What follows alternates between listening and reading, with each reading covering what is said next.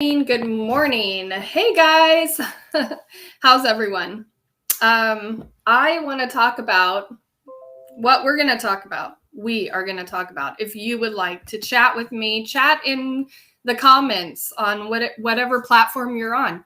Hopefully I'll be able to see them. I'm not sure how this works with the restream, but I want to have dialogue. So, are you stuck in autopilot? I owe this thought process and this chat to Leslie Burris, actually, because she was chatting about this today earlier.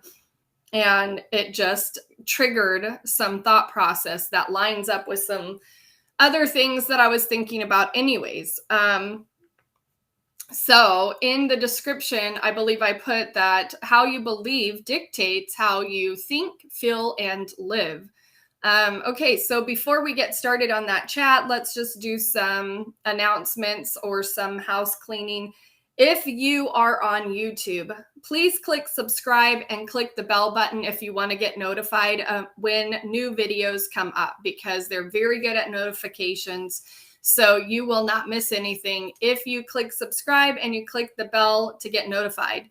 I am also planning on doing a giveaway when we hit 500 subscribers on YouTube. Okay.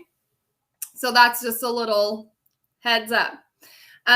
Okay. So let's get to it. Are you stuck in autopilot? I wanted to chat with you guys about this because I think that autopilot really means, a handful of things. It means that you're unaware of what is the cause or the reason behind how you're living your life and what's happening in your life. You're not thinking about that. Autopilot means that you're just showing up and you're doing the things, and you're stuck in a cycle of doing the same things every day without knowing how to change it. And maybe you started to be stirred up recently in the last 2 years, as I believe a lot of people have been. And if you were stirred up before the last 2 years, the last 2 years have really put the pressure on for urgency to move out of where you're at and into someplace new. Okay. Whether that means that you realize that your thinking is off, or your thinking is confused, or, you once believed in God, but now you're not sure, or, you didn't believe in God, but now you want to have faith. And you're feeling that nudge to do that, to grow in your relationship with Jesus, or you feel like you just don't understand what's happening. Maybe some of you have been in your job place, but you weren't happy there. But now it's like, gosh, I know what a blessing it is, because so many people are losing their jobs. A lot of things in our environment outside of us create narrative that can just lead us into more deep thought about where we're at, how we actually feel about things, what we're actually thinking about things. And so if you're stuck in autopilot, that means that you're not really thinking about why you're there, why you're doing what you're doing, how you feel about it, but you're just showing up and continuing to do it. That is good. It's good to be consistent. But what's even better, because you can have a good, a best, and a better, or a good, a better, and a best. I think that's the better way to say that. So if you're living your life and you're doing well and you're just doing good, you might be stuck in autopilot.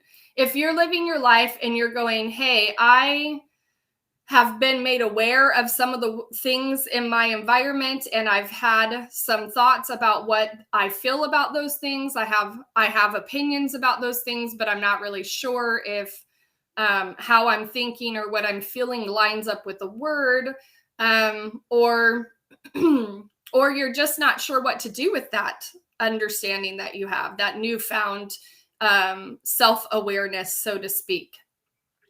You're doing better, because at least now you have an opportunity to move forward and move up. Okay. And what I mean by up is not like the scale of man, where it's, you're moving up a ladder in man's eyes. Okay. It's not success as people would speak about it. It's about moving up, meaning that you are more aligned with your purpose and the plans of God for your life now. That does look different for everyone. The basics are the same for everyone. We're all telling about who Jesus is, telling our testimony about what he's done in our lives. But the avenue that we are in, the lane that we are in is different. Okay. So some people might be, God might be calling you to start your own business, a home business. I believe God is calling me to do that right now. So I'm doing this online stuff and I'm serving and I'm serving and I'm just waiting for the Lord to give me more direction about other things to build. I have a lot of ideas about resources that will be available and such, but until then, it's just really serving in your passions and what your purpose is. Okay, if you're stuck in autopilot, you're probably not knowing what your purpose is, or you've just stopped growing somewhat. Okay, so you've given up kind of. So what I want to say about that is that, like, things that are being trumpeted right now are, to change your thinking or to advance your thinking into wanting and into dreaming again. I think you have to start with dreaming. Okay. A get out of autopilot means that you allow yourself to actually dream again. You allow yourself to dialogue with the Lord about possibilities that just in him are possible. But for you, you haven't allowed yourself to even think about it. Okay, here's an example that's practical and tangible. When I was younger, I literally, and I still do this, I wouldn't go to certain stores, even if I liked what the store offered, because I knew I couldn't afford it. I think that, obviously, for me, that actually was me avoiding the pain of walking through a store knowing I couldn't have anything that was in it. Okay. This is a very surface example, but I feel like it's super easy to relate to that and to understand that. And then you can take that understanding and apply it to the other areas that are deeper. Okay. I was just at, our girls just got accepted into a private Christian school that we never even tried to apply for because it was just out of our range. Okay. Not in our budget whatsoever. My husband and I and our family are missionaries. We live off of people's support, people like agreeing to fund us to be able to do what we do. So when I was looking at, my girls are 8 and 6. Okay. They've been in school for the last 3 years now. When we were thinking about school, it's like, well, we don't want to participate in getting our girls into school that does not align with what we believe or what we think. And the curriculum is not aligned with that. And so it's like in the public school, okay, we could do public school. That's free. I don't want you to stay in a place where you feel like you have to make choices like this. Okay. I don't believe that's God's will or plan for your life. That's called stuck in autopilot, where you're just going, well, this is my situation, this is my circumstance, and so I'm just going to accept it and I'm going to walk it out and I'm just going to have to deal with it, even though it's not what I want. Okay. So all that to say is I encourage you that, anyways, back to the school thing. This is a testimony, okay? Because we wouldn't even go through the process of enrollment to see if they would accept us because we could not afford it if they did, okay? I'm talking about money because money is a pain issue. It's an issue of pain for me my whole life, okay? I did not want for things that I could not afford. Okay. And I think that there's something to what I'm going to say about that is that's a safe place, okay? Because it's not painful there. When I did actually, okay, so this is where I'm at in my life now, okay? I have my children. We are not doing that. Me and my husband, we just wouldn't even entertain the thought. This year, I said to my husband, what does it hurt if we go through the process and we're ready if God says yes? If God says yes, what if he says yes and we didn't do the foundational work, right? What if he's saying yes to you? Okay, so you have a desire. You want the thing that you cannot attain, okay? By all means, in practical reality, you can't attain it yourself, okay? By your own abilities, you cannot get it. Don't get stuck in autopilot where you stay in that place of belief that you and your limitations are what you get. Okay? So, all I'm saying is that sometimes God is placing a desire in your heart for that which you cannot attain. Why? Because he wants to show you who he is and he wants the glory in your life. Okay? So here's my testimony. We went through the process of the application. We paid the little bits to apply. Okay, it's like $25 per kid. We went through the financial aid process. Guess what? We had a lot of waiting and a lot of process to do before we got the answer. Okay? This is called active waiting. Set yourself up to receive. Our kids are now enrolled in this school. We could not have done it. Okay, God is doing this. God is doing this, and he's making a way. Did he just hand me cash? No, he didn't. Praise the Lord. He does not do it that way. Hey, Lydia, I see you over there. Yes, this is so powerful. I see you get positively fit. I see you there too. Okay, so this is just so powerful because what if God is saying yes to you and you just aren't doing the foundation work that you need to do in order to receive what he has for you? Here's another way of looking at it. Somebody sends you a gift.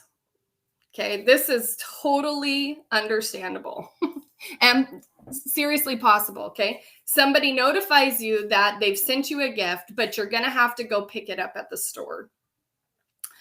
It's coming on the certain day and the certain time, but you're going to have to go pick it up at the store. So what person that receives that message would just sit at home and ignore that and not go to the store and pick it up? It's a simple thing to do to receive the gift, okay? All you have to do is go down to the store and pick it up. It's already yours. If you don't feel the power on that, then we need to chat, okay? If you don't feel the power on that, we need to chat. Because this is about building up faith. This is about faith that has actions. Because faith without actions is dead. It doesn't mean anything. It's the same as saying, if you have the knowledge, but you don't apply it, then what are you doing? What does it matter if you have the knowledge if you don't apply it? I will also say this. If you have the knowledge, but you don't believe it, okay, it's similar to faith, okay? But let me tell you that what you believe dictates what you think, feel, and how you live. So here's another unpopular thing I'm going to say. Positive affirmations will not work. Thank you, Leslie Burris. Positive affirmations will not work if you don't believe what you're saying. Okay. So I want to encourage you that if you need to build up your mind in believing, then you need to maybe take a step back from the positive affirmations. This is what I mean by positive affirmations. All my people come to me. All that's mine comes to me. But I'm saying it, it's like the Bible says, lip service, okay? I do believe that you can speak something until you believe it. And so I'm not saying don't do it. I'm saying that maybe you need another step before that. Maybe you need another stepping stone to help you to get there. Okay. So we need to actually think about where we're at, think about how we feel and what we think, and if you can't do that on your own, get a mentor. Okay. I know a lot of mentors that I can pass you on to, as well as myself, depending on what your aim is for your life and where you want to go. But all that to say is that your thinking is going to take time to shift. It's going to take time to shift things from where you're at to where you want to go. And before you get to that destination, there's some work to be done. Okay. So that's all I'm saying. Are you stuck in autopilot? And if you are, let's chat. Okay. If you want to grow in your relationship with Jesus, I do have a group that I do on Facebook, and I would love to have you in there. The link is in the description. So just click on that. And I think there's one question. What do you expect to get out of the group? Super simple. You can't go wrong with your answer. Don't worry about that. It's not a test. Anyways, get in there. And right now we're just doing a challenge for reading the word, because if we don't know the word, we don't know who he is, and we don't know what to expect out of our lives and out of him. So, okay, guys, I love you so much. Thanks for joining live, and we will chat again soon. Bye.